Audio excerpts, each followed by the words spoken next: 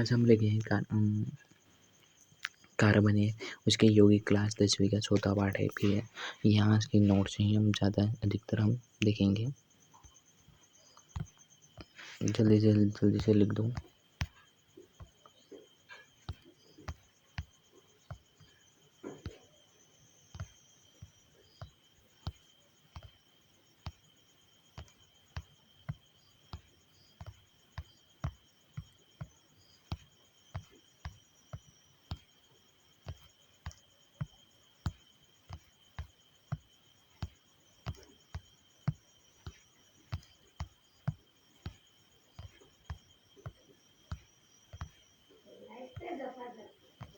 जल्दी दोस्तों लिख दो।